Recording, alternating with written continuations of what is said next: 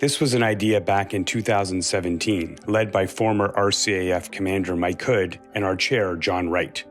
Really, the intention of the new foundation was to try and take a past, present, and future approach to learning about the Air Force and aviation in Canada. We didn't have something like this before. The Army and the Navy have similar organizations, but the Air Force did not have a foundation that was able to look back and celebrate the incredible accomplishments and achievements of its past, but also look forward to try and encourage young people to consider aviation and aerospace. We started talking about this about 5 years ago, but we launched in 2021, and we're so excited to have so many great young people especially interested in choosing aviation as a career path in their lives.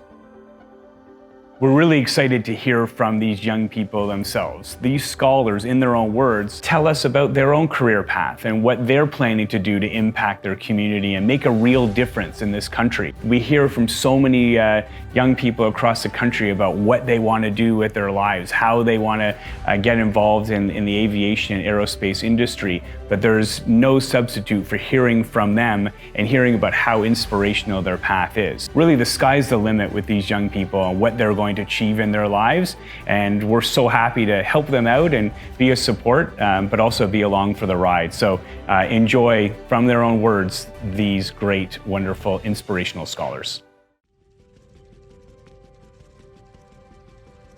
Quand j'avais 15 ans, dans le fond, j'ai participé à un voyage scolaire avec mon école secondaire. On est allé en Chine pendant une dizaine de jours. Je m'étais amené plein de livres, plein de choses à faire, dans le fond, pour m'occuper. Puis finalement, j'ai pas sorti quoi que ce soit de tout ça. J'ai simplement été fascinée tout le long par l'avion. J'ai regardé, dans le fond, par le hublot, regardé les ailes, comment l'avion volait. J'étais vraiment fascinée. J'ai parlé beaucoup avec les hôtesses de l'air aussi pour en savoir plus sur leur métier. Puis c'est vraiment de là qu'est né mon intérêt pour l'aviation. Mon rêve, ce serait vraiment d'être pilote de ligne. Ça m'a vraiment intéressée dès le début de mon parcours scolaire là, au cégep. Puis là, présentement, je viens de commencer mon baccalauréat en génie aérospatial à Polytechnique aussi. Donc, je continue dans la même voie en espérant pouvoir commencer mes licences de pilote aussi en même temps dans les prochaines années.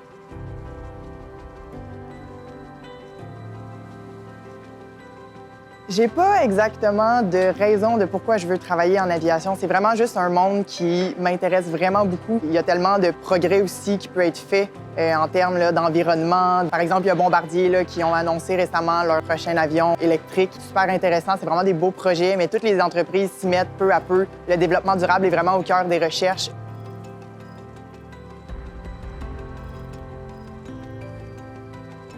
C'est sûr qu'au début, quand je suis rentrée là, au cégep à 17 ans, je savais que c'était 10 % seulement de la population étudiante qui était féminine. Je sais qu'il y a beaucoup de travail à faire, mais je pense que ça s'en va déjà beaucoup, ça s'en va sur la bonne voie. Je pense que ça intéresse beaucoup autant les filles que les garçons. Les gens sont intrigués, les gens veulent que les femmes prennent leur place parce qu'on apporte quelque chose de différent. J'ai remarqué aussi que dans les cours, justement, on apporte quelque chose de différent dans les laboratoires qui sont plus techniques, qui sont plus manuels.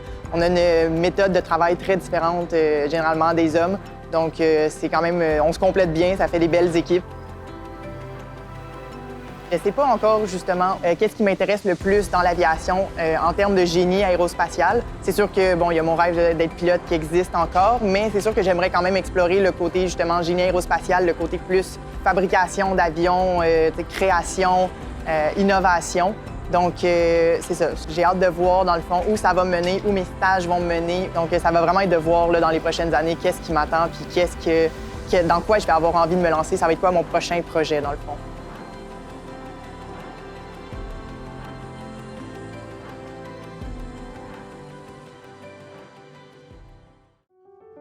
When I was 13, I came across a book, and it was written by the Wright brothers. Basically, it was a picture book. It just illustrated these two brothers, and they put together an aircraft. Their success amongst many failures was very inspiring. From there, I had my first opportunity to go to the museum. It was an aviation museum in Ottawa, and I was able to see the history of each of the aircraft, the evolution, and it just inspired me more. And from there, it ignited that spark of aviation inside of me, and since then, I've always wanted to be a pilot. I know a lot of people, they accredit their achievements to their parents, but I think for me, this is very, very underrated and understated. It all goes back to them, and I think every fiber in me believes that who I am today and the rest of my journey to come in my career path, it's all thanks to my mom and dad. Another person would actually be Judy Cameron. She's a retired Canadian Air Canada pilot, the first ever female Canadian captain for the 767 and the 777s. She's another inspiration or role model that I'd want to follow in the steps of.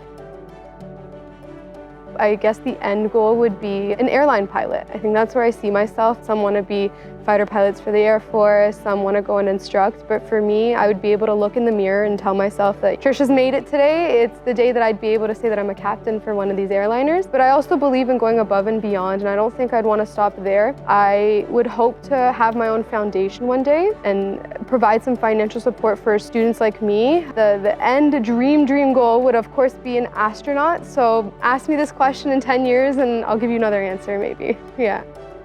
The industry is a vital part of our economy. People need to travel and do it quickly and do it fast, and I think that the aviation industry just needs to keep up with that. With that said also, I think the last decade in aviation has shifted towards welcoming more diversity, having more opportunities for those who might be a little underprivileged. The call for females is great. The increase in numbers in women in aviation is very inspiring, so I think that's the change that we just need to continue forward with. There's the RCAF Foundation that's allowed me to sit here today, and from that opportunity, I think if I were to piece it down to one word of what I've gotten out of it would be reassurance.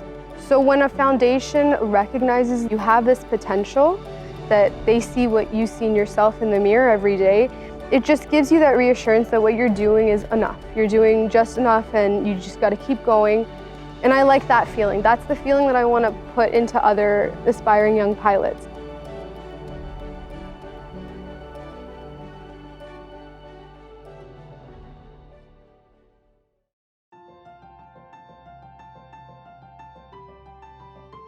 Back in Saskatoon, I used to live really close to the airport. One day, I think I looked up at a plane and I was like, hey, I want to work in aviation, building those planes. So here I am now, working towards my mechanical engineering degree and looking toward the future in aviation and aerospace. So my dream job would be in aviation or aerospace engineering. I want to be one of the people who makes a big difference in the aviation industry, who makes aviation more accessible and environmentally friendly. I want to be building the future of aviation with a company. I think my parents have been my main inspiration, and they've really inspired me to pursue a career in aviation and to follow my dreams. I never thought I could really get into the University of Toronto or receive these scholarships. They really pushed me and let me know that I could do some pretty incredible things. So I see aviation heading towards a more accessible and sustainable future. I really think that sustainability is really important for the future of aviation because aviation really isn't going anywhere. I think that it also needs to be more accessible just to everyone, just so that they can travel, see the world, just like I've been fortunate enough to do. The RCAF Foundation Scholarship has really showed me that, you know, somebody believes in me, somebody trusts me to be successful in my future. And I think that's a really big motivator for me. Just moving to Toronto, it's not cheap at all. Moving halfway across the country, there's tuition, a lot of money that has to go into that. And this scholarship has really relieved some of that burden off my shoulders. I've also been able to use part of the scholarship to work towards my pilot's license, which has always been a dream of mine. So thanks to the RCAF Foundation Scholarship, I've been able to really achieve my dreams and to take flight, literally. So to anybody in high school who wants to be in my position, I would say, don't be afraid to take a shot. I never thought I would be in Toronto studying among some of the brightest minds in Canada, but with some encouragement from my friends, my family, I've really pushed myself and, you know, tried to apply for these things. Even if I thought they were a long shot, a lot of things that you can accomplish just by trying.